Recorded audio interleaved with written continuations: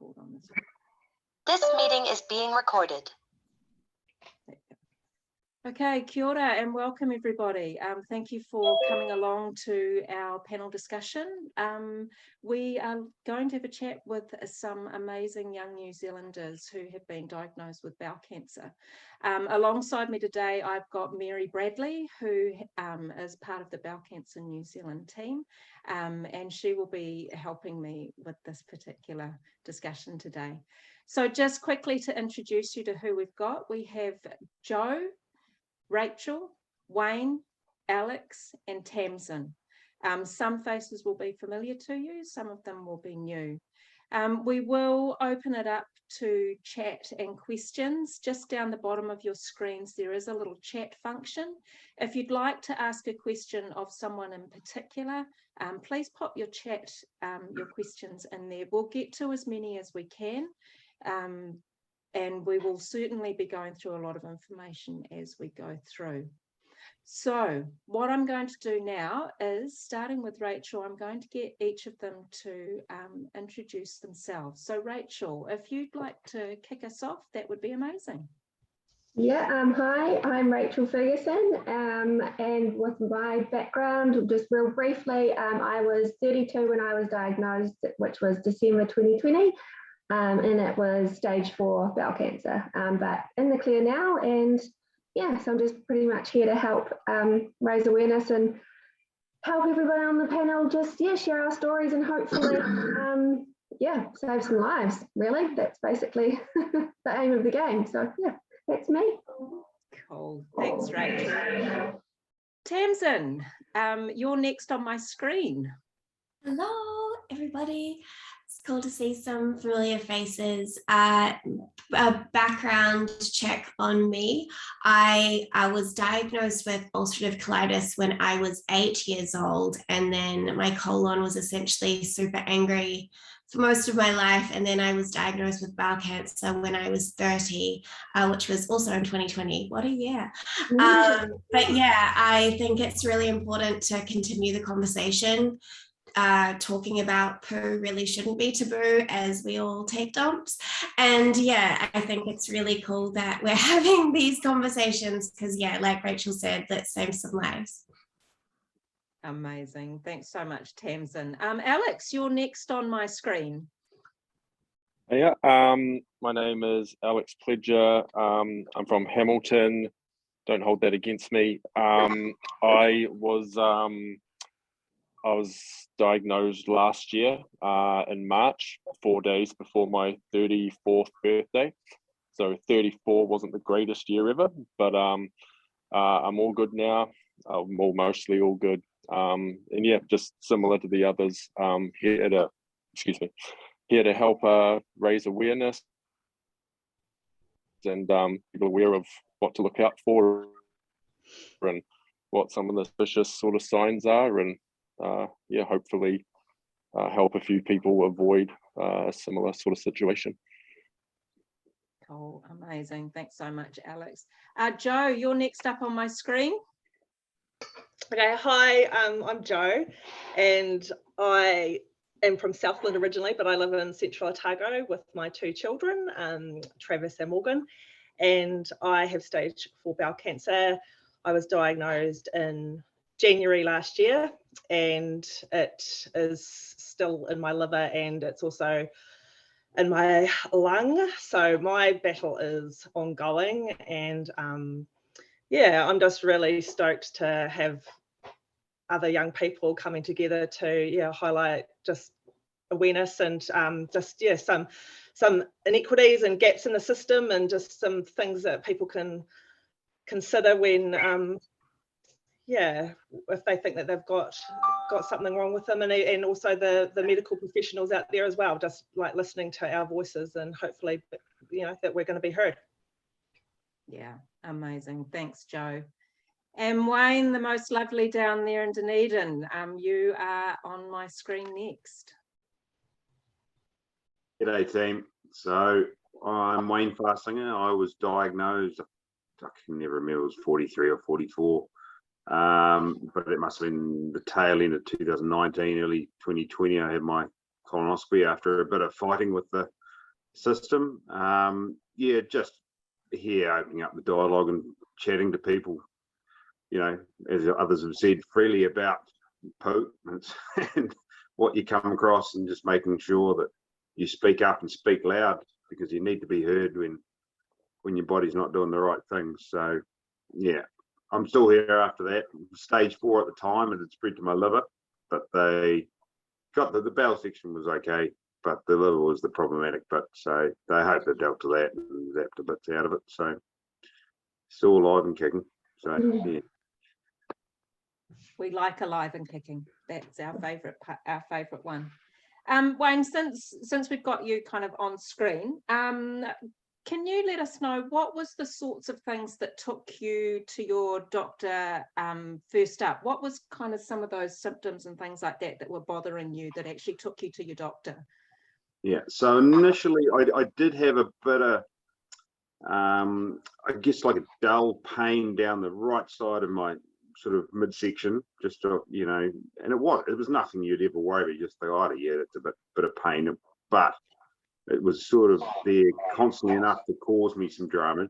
So, and then I started to maybe get a little bit of blood showing in my stool, and that was sort of the trigger that I went, wow. After a sort of week or two of that, I thought maybe it's not hemorrhoid or anything. Not that I've ever had any issues with those, but I thought maybe it's not that. I'll go and talk to the doctor. He was, you know, not dismissive of it, but sort of, oh, you're a bit young for that kind of thing, but we'll sort of get some samples and bits and blood tests and run those things. And so nothing showed up in those. And then after another 2 months of waiting, I sort of went back and went, well, it's still not right. Let's hit the sort of trigger and go and see if we can get any further investigation or, you know, colonoscopy done or anything. And so they luckily took my case and took it serious, and I got put into the system. So, and yeah, that was sort of, I mean, it was really only the slight sort of, here's my lovely son George. Hi George. And yeah, so it's just basically the right side of my abdomen was sore, and I had some blood sort of in my stool, and that was basically it. I didn't have any severe cramps, so it was enough to cause me grief, but not anything that ever slowed me down. So yeah. Oh, amazing. And actually good that you were actually taken seriously and got into that colonoscopy. Very much so, Victoria, because like I say, the doctor, he was like, well, you're just too young. And I mean, obviously looking at the panel today, I'm basically the elder statesman, but it's yeah, I pushed pretty hard, to be fair, to get into the system. I was sort of tend to be a bit that way. So Dave took it seriously, and he's been fighting, my local GP's been fighting the DHB about their sort of hold-ups and their sort of the way they deal with all the numbers down here, which has obviously been in the media of late. So he's always at sort of loggerheads with the local guys, which is possibly good or bad. It depends how you look at it. But they took me on board. So and once I was in the system, it was fine. But it was just getting that initial colonoscopy and sort of CT to get underway. So yeah. Yeah, amazing. Tamsin, I'm going to cross to you because I know that you started off with a history of kind of the IBS type syndromes and things like that. So can you talk a little bit about what kind of changed and what made you think that things weren't right that kind of sent you to the doctor to get it further investigated? Yeah, so having inflammatory bowel disease for most of my life, I was pretty used to running to the toilet quite frequently and yeah, with different flare-ups, having blood in my stool and having really quite similar symptoms to what we have, unfortunately, with bowel cancer. But my symptoms were somewhat worse. I feel like my fatigue was to the next level. The pain was to the next level, to that my medications essentially were just not working at all. And I feel like I was somewhat lucky in a way that I was already in the system. So when I kind of called my specialist, they were, and even though this was kind of in lockdown, they were like, no, you need to come in, we're going to do a colonoscopy. They did push initially for me to go on steroids just because, again, they thought I was possibly having a flare. But I kind of knew deep down, as we know our bodies the best because they're our bodies, I really kind of was like, oh no, let's wait a bit and let's see what these results are. And then, yeah, unfortunately it was bowel cancer.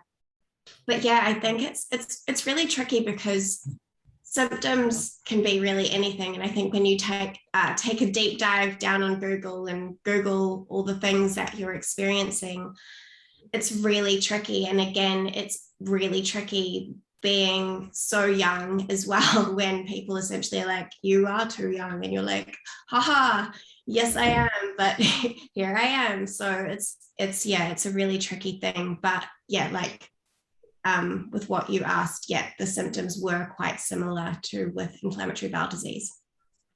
Yeah, amazing. And I think that's something that we, kind of people need to take into account a little bit too, don't they? That, those symptoms can overlap so much when you do have an irritable bowel, any of those irritable bowel diseases. So thanks for that, Tamsin. Alex, I want to cross to you because you're probably one of our most recent diagnoses, and you have been public with yours as well. So I'd like to ask you the same kind of question. What was it that took you? What made you suspicious and be thinking that there might be something going on that needed looking into? Well, the kind of 6 to 8 months or so before I had been diagnosed, I had a lot of the symptoms that you've heard mentioned already. Abdominal kind of discomfort, a little bit of pain, a little bit of bleeding, just a little bit, not much that would make you go kind of freaky. Well, that would freak you out no matter what, even if it was just a little bit, but wasn't super, well, at the time I didn't think it was super concerning. I had the things that caused me the most trouble were the constant feeling of needing to go, but nothing happening. Like kind of just going from, for lack of a better term, 0 to 100, feeling perfectly fine, and then all of a sudden, oh my God, where's the bathroom? That happening a double figure amount of times per day wasn't unusual. And so, yeah, a lot of the times I'd sit down, go to the bathroom, nothing would happen.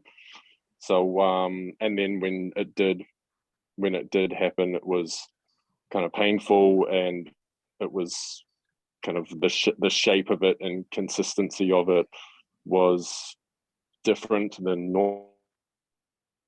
The thing that made me go, okay, something is very, very wrong here, was I started bleeding really, really heavily one night, like not just a little bit, I'm talking like battle scene in Game of Thrones bleeding. It was a lot. When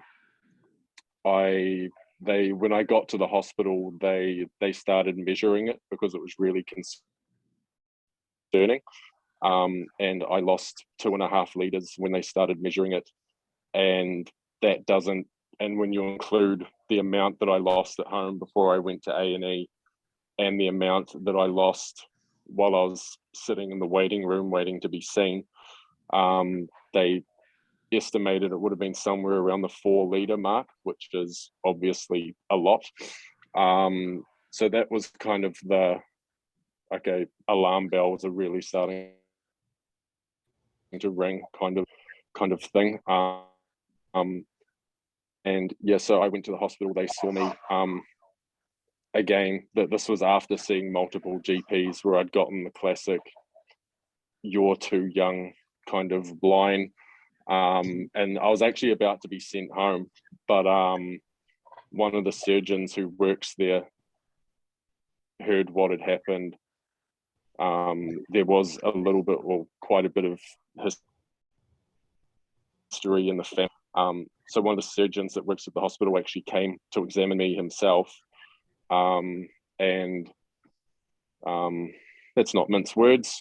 He did the old finger exam, and he he actually felt it with that finger. It was just, so yeah, the sequence of events that kind of led to that diagnosis, I was very, very fortunate. You know, if it was, you know, it was because he could feel it, it was obviously, again, it's not mince words, pretty close to the exit. So he was able to feel it.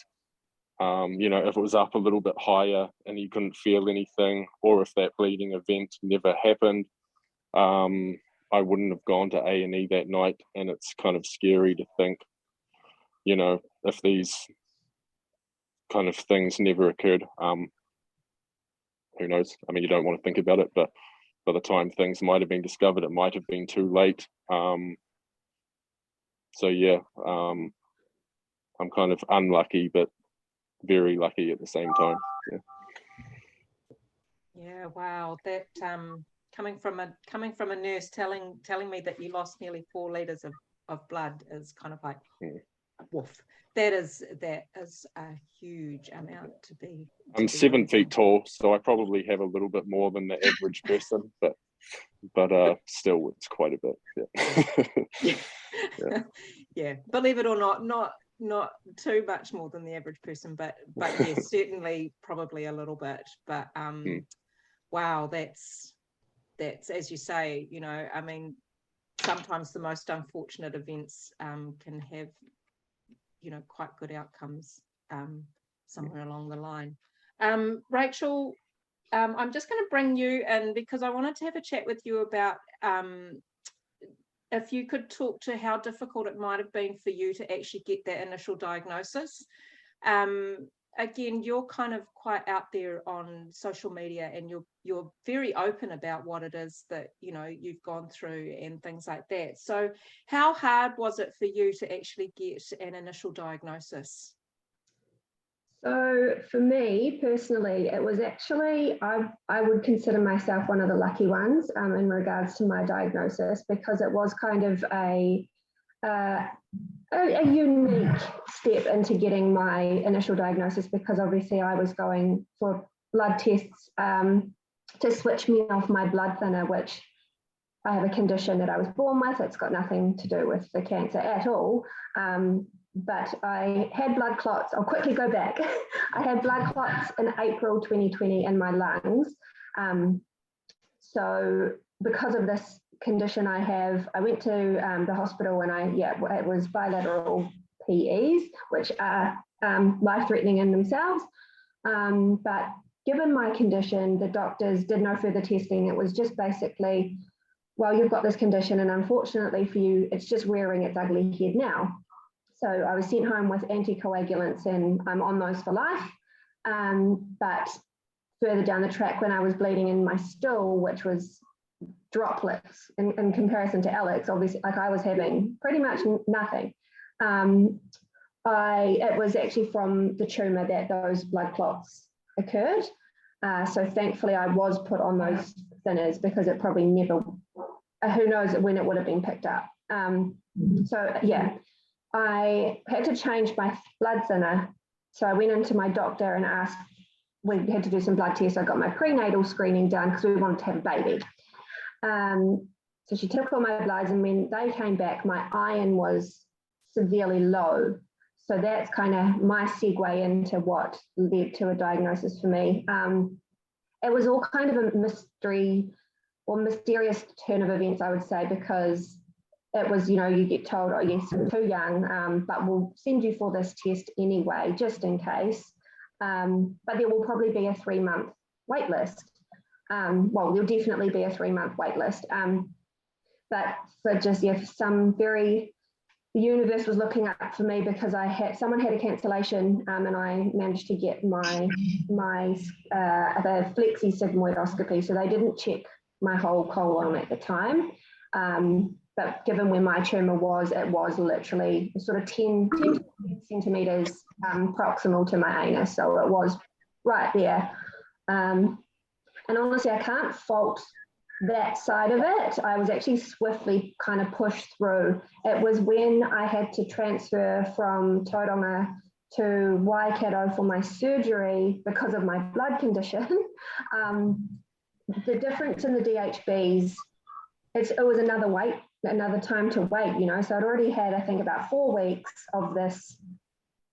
Okay, you've got cancer. We need to figure out if it's spread. You know, in your head, there's just so much going on. You don't really know what is wrong with you, or sort of where to from here. But all I was told was, yeah, you'll have your surgery and we'll be okay. But then obviously a follow-up MRI showed that my spot on my liver, which originally was nothing to worry about, was in fact cancer. But then, so in between Tauranga to Waikato, I think I had waited from diagnosis to surgery. It was December, and then I had surgery at the end of February. So that's kind of a couple of months of time to, cancer grows, you know, if you've got cancer in your body, it spreads. So there's just, this is where I get frustrated, is what, you know, why is it taking so long? Especially if you know for a fact that someone has cancer in their body, and I know from personal experience, ringing to try and find out when my appointments were going to be, when was this getting out of my body, it was, you're not the only person going through this. But when you're told that, when you've got cancer, you know, essentially you are the only person in the world that has it, because it's your life on the line. So yeah, for me personally, I was really lucky getting through the system. But yeah, again, that breakdown with the DHBs, and I do hope that with this change in the systems, it's going to resolve sometime. But yeah, sometime is probably not soon enough. So. No, thanks for that, Rachel. I was listening at a conference over the weekend, and oh man, I wish I could remember the name of the guy that was speaking. He was saying they were trying to look into all the, get a national picture of what the health system looked like in New Zealand, and they couldn't get one because all the DHBs are so different, and none of their systems talk to one another or communicate with one another. So their hope is as well with you, Rachel, that hopefully, you know, going into a slightly more centralised system, eventually we will have a clear picture of what New Zealand health actually looks like, and where the improvements can be made. Jo, I'm going to switch to you because I wanted to ask you a little bit about your experience, because you were kind of diagnosed and went through a lot of your stuff during all the lockdowns. And I kind of just wanted to, one, sort of see what it was that, you know, what took you, but also what was your experience like with, you know, having the lockdowns and having to go through treatment and everything that you went through during those kind of lockdowns, and that quite that time that was so incredibly different as far as our health system went. To be honest, the lockdowns didn't affect me too badly. I'm sorry. The only thing was I couldn't take, I had to go and have chemo by myself.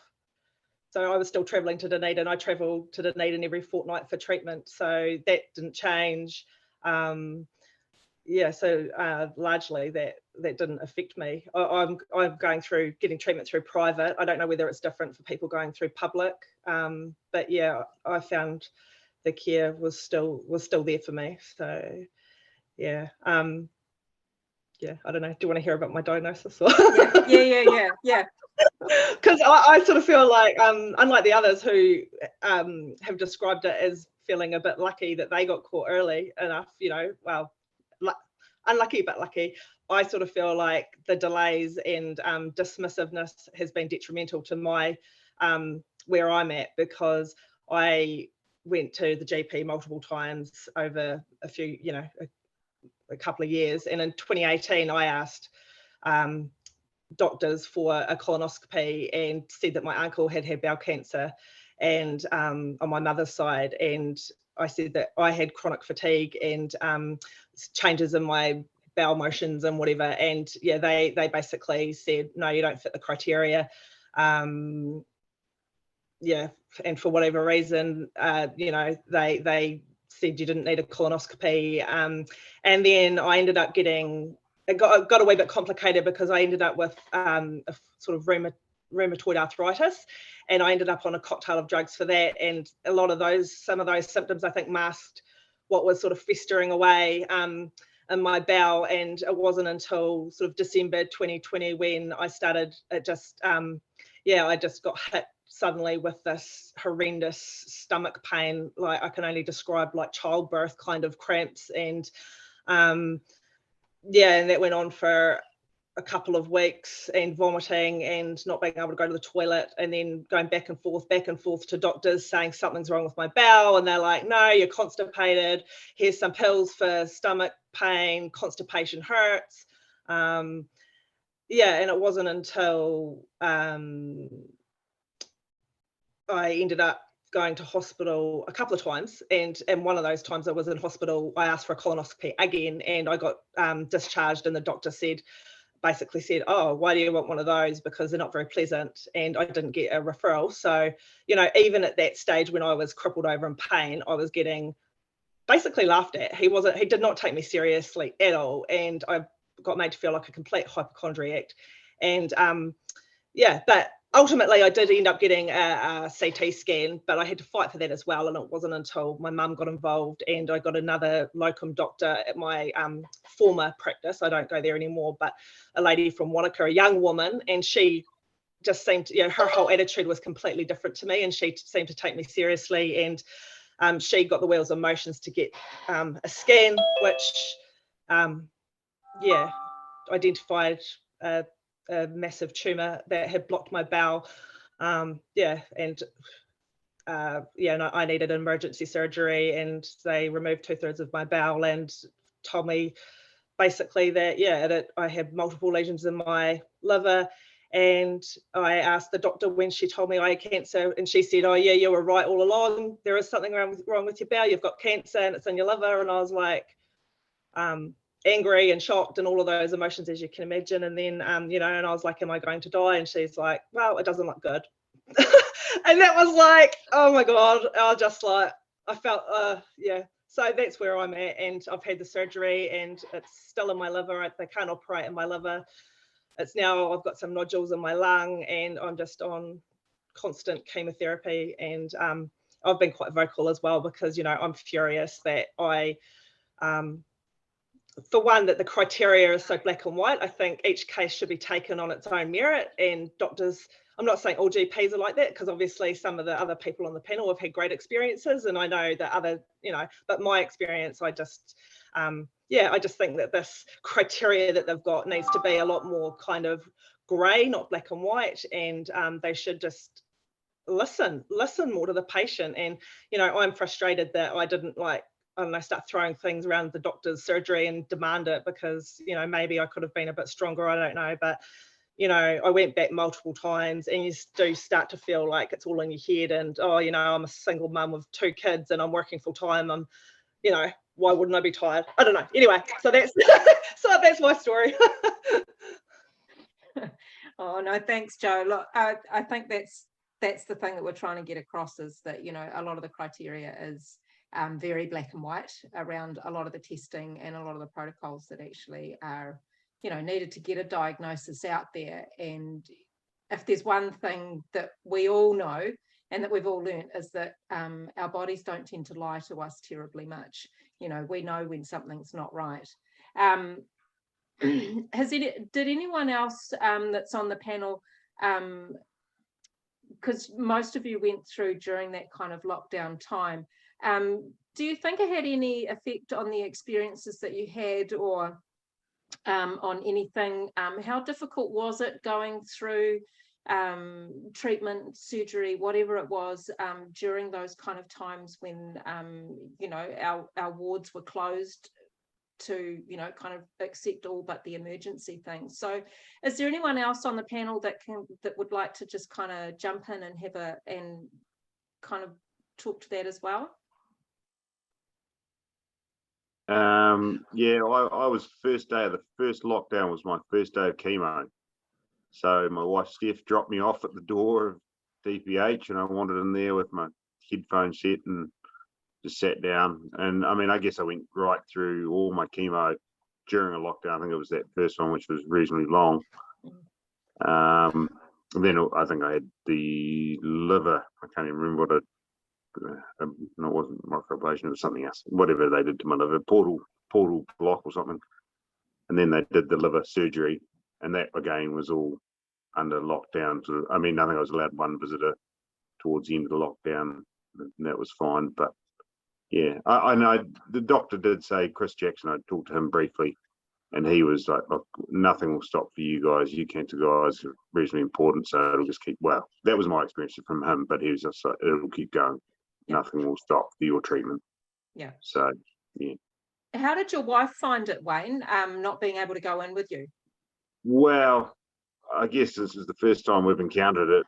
It was just the norm for us at the time. It was just like, well, and I wasn't terribly upset by the fact I was going in by myself. It was, well, I'm sitting there in a chair. I wasn't looking terribly flash, getting pumped full of the chemicals, so it didn't really. And through the surgeries, it was just, they drop you off anyway and come and see you later on. So we haven't discussed it in great depth, but I think she was okay with it. So I hope. I'm sure you'll find out if she wasn't. Yeah. Is there anyone else that, because like I say, I know kind of all of you went through. Yeah, for me it was quite traumatic actually, because after my initial colonoscopy where they saw scariness, sorry, my terminology is great, then I was rushed off to emergency to go into hospital, and I was just like beside myself. So I was absolutely hysterical, having my mum, my beautiful mother, drop me off. And it was just like those moments where you're going through emergency, having to say goodbye. And then in the end, we fought for like compassionate grounds to have her with me, because it was actually like detrimental to my health having her be there. And I'm a needy patient too, so I'm like, I need water, and like little things that she was amazing with. But yeah, I found it really tricky. And then also with visiting hours, there'd be times where she'd have to leave, and I totally understood that. And it's hard because you're so understanding of what's going on in the world and all the different safety things as they need to be. But I do think having her there, all the moments that she was with me only benefited me. So, yeah. Interesting. And probably for your mum as well, being able to be there. Yeah. Speaking from a mother's heart myself, I mean, the one thing I hate is not being able to kind of be there for my kids as well. So, yeah, I can understand that. I suppose one of the things I also wanted to throw out there was for each of you, what would be something that you would love to see happen in an ideal world that unfortunately we don't live in, but what would you like to see happen so that other young people don't need to kind of be unheard? What would be the one thing that you would like to, so that they got heard and they got investigated early? So maybe we can start with you, Rachel. Where do you want me to start? No, I have obviously a few things. Biggest thing would be anyone and everyone is able to be screened if they have or are displaying any kind of symptoms. No one should be dismissed.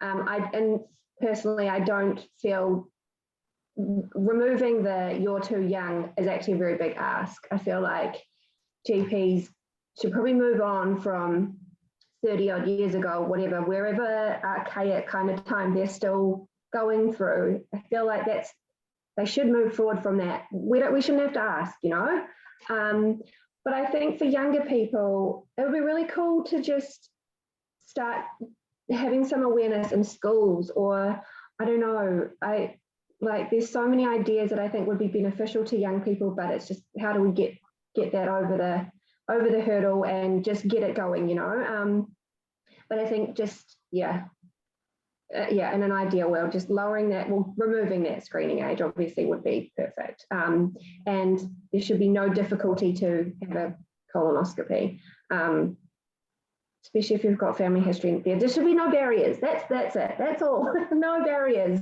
I feel like that's not too big. Hey, we've got to start. We've got to start somewhere. We've got to start somewhere. So Just rip all the let's walls down. totally. Alex, what would you like to see?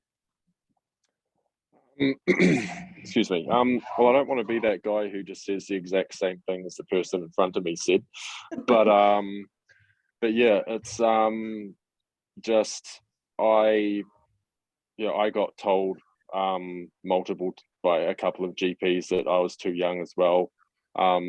Being a professional athlete for over a decade, never smoked, never did any of the things that can cause things like this. So I just the whole thing around just the you're too young, if that could just be eradicated from GPs' vocabularies, that would be great. But just if I was going to add something that wasn't mentioned, I was mentioned a little bit earlier about the kind of the communication between DHBs, because I was initially diagnosed in Southland because we were during the pre-season for the domestic basketball competition. So I'm not from there. So I had my initial treatment in Dunedin, and then I had my surgery up in Hamilton.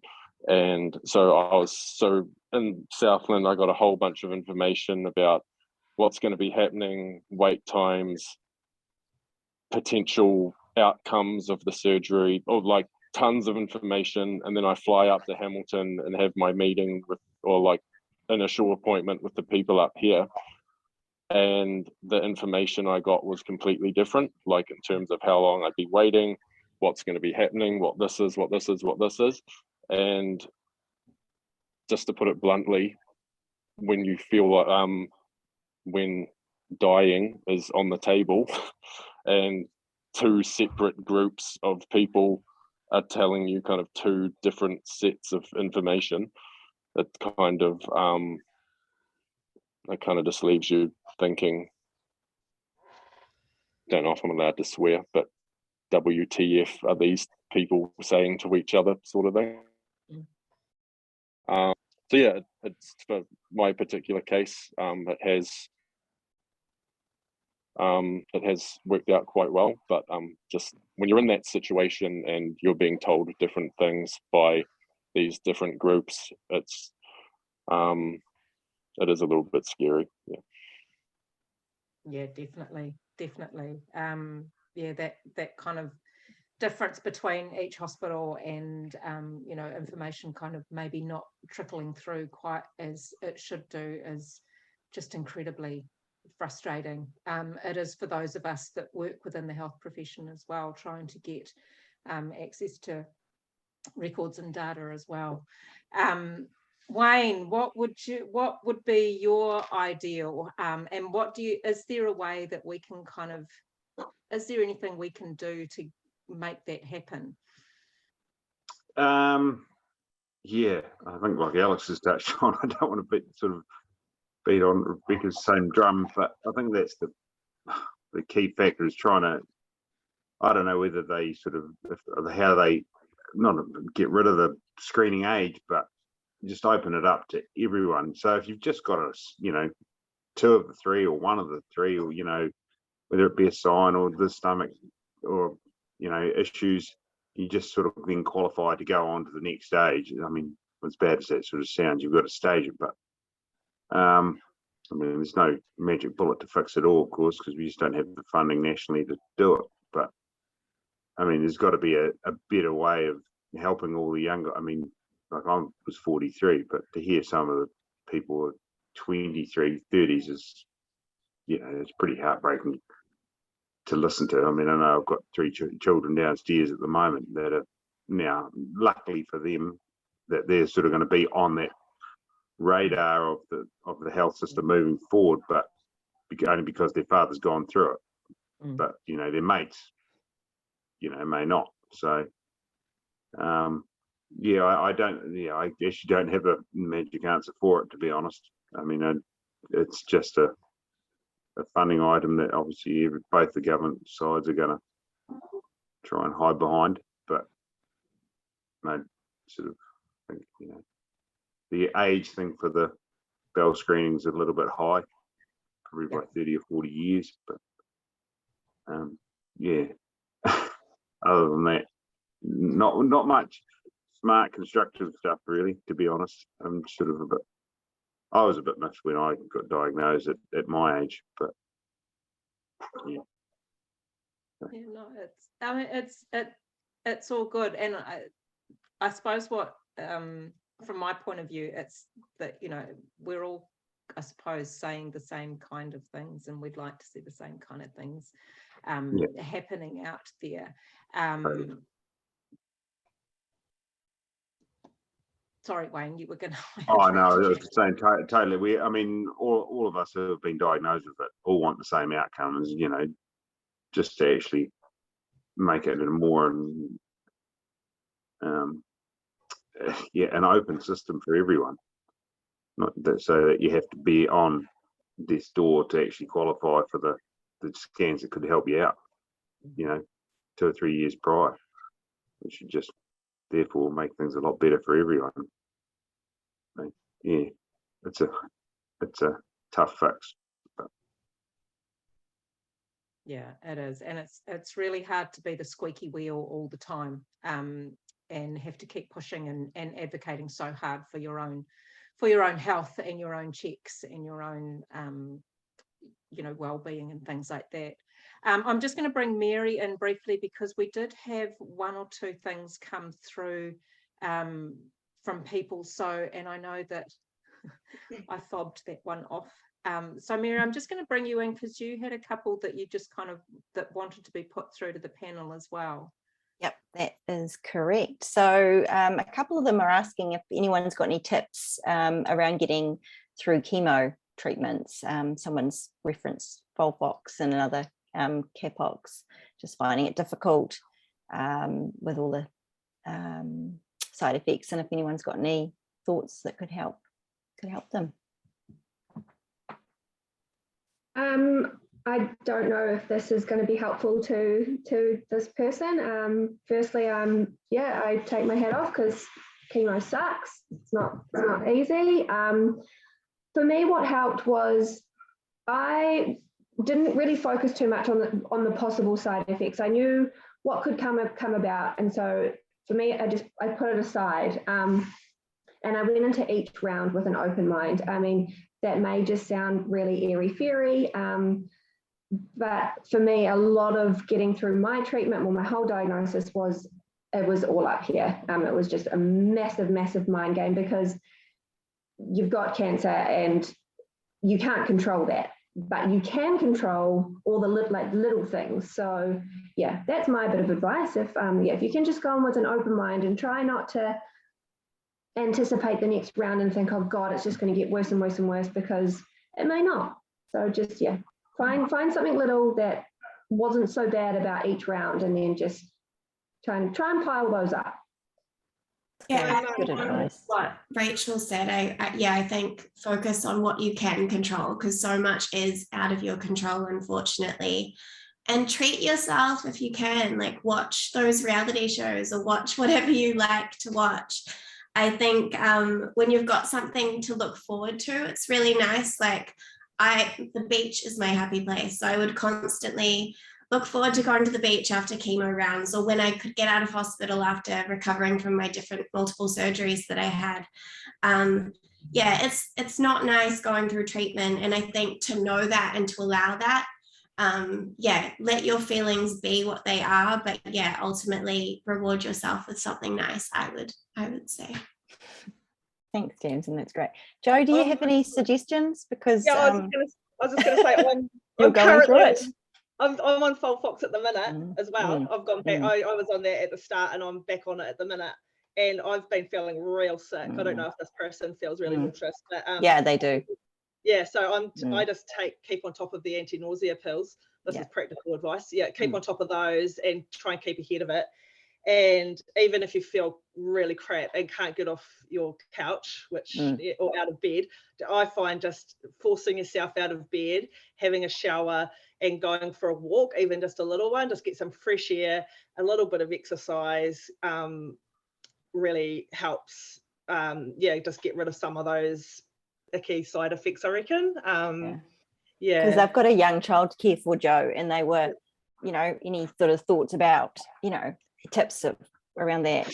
Oh my God, how old's the kid? I've got a 9 and 12-year-old, and honestly, it's absolute bedlam here because I don't have the energy to break up fights. And sometimes I'm just like, I don't care if they're leaving a mess because I'm too tired to deal with that.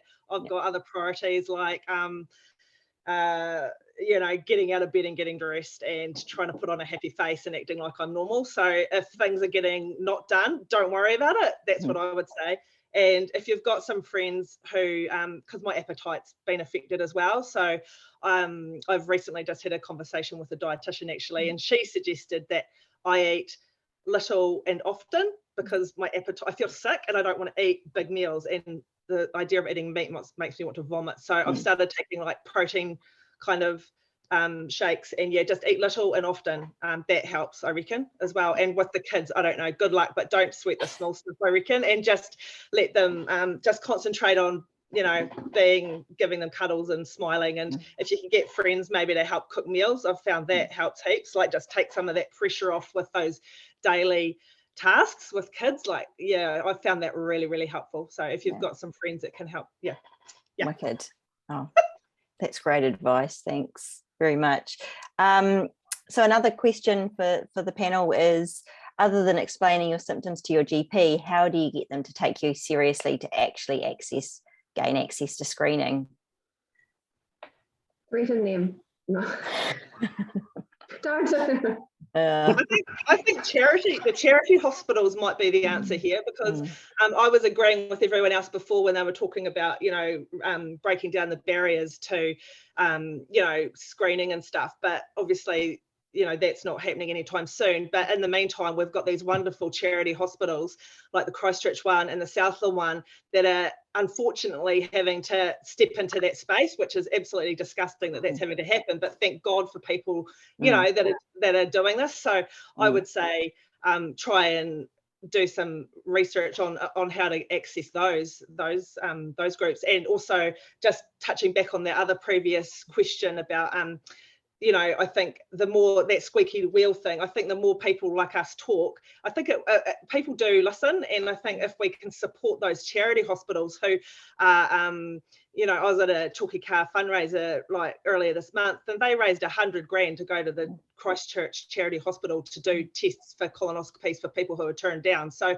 if we can get them through, and like the Southland ones, the Blue Vining, Missy Vining one. I mean, it sucks that we have to do that, but maybe as a nation we have to just support those platforms to get what we want, and and shame the government for making us have to bloody go to the communities and people giving these things for charity. That's my thought. No, it's a good point, Joe. And unfortunately, they're only in Christchurch and Southland. There is nothing in Auckland or the North Island. So any charity hospitals like that. So it's it shouldn't need to do that. Absolutely shouldn't need them. Anyone else have any other thoughts around getting your GP to take you seriously and to access screening? I mean, sounds like everyone struggles around that. I don't think there's no single answer. I think it's like, as we've heard from all the people, some people have come across GPs that have been, helpful and try as much as they can, and others have been quite dismissive. Like I saw multiple before someone kind of decided, all right, family history, this has been happening for months, maybe it's worth looking into. So, maybe if the person that you normally go to, even if it's been some lifetime family doctor or something like that, just it's probably worth just, don't know if shopping around is the correct term, getting a second opinion, Alex? To use, but just Absolutely. I think sorry, Mary. This isn't from a personal experience, but someone said to me, and I don't know whether this would be beneficial, I guess it's always worth a try. When you are dismissed from your GP, if they're not going to take this seriously, what this person has done in the past is say, well, okay, are you happy to give me this in writing to say you're not happy to send me for further investigations? And a lot of the time a GP will not sign or confirm, no, I will not refer you. So it's worth a try. And we've heard stories from past people who've struggled with GPs who didn't realise they can go privately. And I know not everyone has private health insurance and not everyone can afford to go privately. Sadly, with young people, often if you can even just pay for the appointment to the and get referred privately to a gastroenterologist, then hopefully they'll take your symptoms and are much more experienced in those symptoms to take you seriously. So the last question actually was, once you've received your results, how long was it before treatment was started? And I think some of you have covered that off, but if anyone wanted to jump in there with anything extra. I know I was told if I went public, I went private, so I got it pretty much like straight after my surgery, well, once I'd recovered, but I was told if I'd gone public, it would be a 4 to 6 week wait to see an oncologist and then more to get my treatment started. So I think it definitely, there's inequities in that public private space. So there really is. in the Southern District Health Board anyway, I don't know what it's like in others. Yeah, unfortunately it's not just Southern, but that is particularly bad. Yeah, so the panel will be very aware of my story. I was diagnosed 15 years ago at age 28, just had a 6-month-old son with stage 3, and lucky, my mum's a nurse.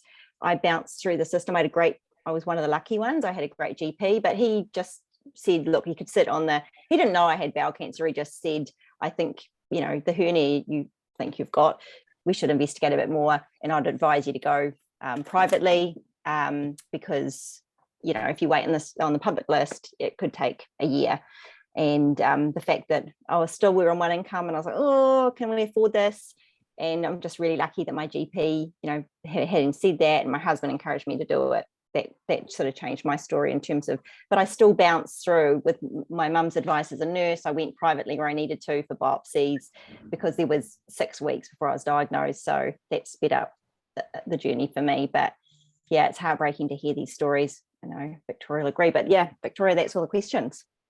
Oh, amazing. We've just had a chat come through from somebody saying that they were having to wait. They were told to wait for recovery post-surgery before they could start, and it was about 8 weeks between surgery and starting treatment, which would sound about right. You don't want to be going into chemotherapy, which can be quite ravaging, straight after surgery. You want to at least give your body a little bit of time to kind of heal and build itself back up again. But 8 weeks I was similar, feels like an eternity. I was similar in the sense of after my first initial surgery, because they removed my whole colon, and then I did an egg freezing journey. So I then had to recover. I was basically injecting myself after my first surgery 10 days after to do my hormone treatment, which was really intense. Would not recommend, but also would recommend, because I was lucky enough to freeze 3 eggs, not many, but still it meant a lot to me, and hopefully I'll be able to have a baby one day. And congratulations to Rachel, who's just but yeah, I think, yeah, it's so different for everybody. And I was public, and I'm so grateful to all the medical staff in my journey, because they've been nothing but short of amazing. But yeah, everybody is so different, and it's funny that we all are saying how lucky we are in different ways, because it's really not a lucky journey to be on.